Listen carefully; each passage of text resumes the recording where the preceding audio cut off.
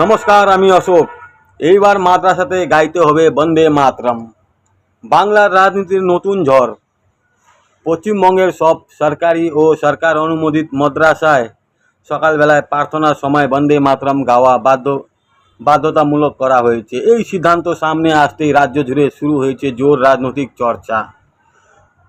মুখ্যমন্ত্রী শুভেন্দু অধিকারী বহুদিন ধরে শিক্ষা প্রতিষ্ঠানে দেশপ্রেমের উপর জোর দেওয়ার কথা বলে আসছেন। এবার মাদ্রাসাতেও বন্দে মাতরম চালু হওয়ায় বিজেপি সমর্থকদের মধ্যে খুশির হাওয়া দেখা যায়।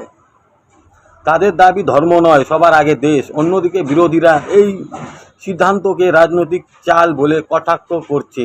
সোশ্যাল মিডিয়াতে এই বিষয় নিয়ে চলছে তুমুল তর্ক বিতর্ক। কেউ বলছে এটা দেশপ্রেমের প্রতীক, আবার কেউ বলছে মানুষের উপর জোর করে কিছু চাপিয়ে দেওয়া ঠিক নয়। সব মিলিয়ে বন্দে মাতরম ইস্যু এখন একটা বাংলার রাজনীতিতে নতুন উত্তাপ বাড়িয়ে দিয়েছে। তো বন্ধুরা, আপনারা কি মনে করেন এই বিষয় নিয়ে আপনার কমেন্ট করে অবশ্যই বলবেন।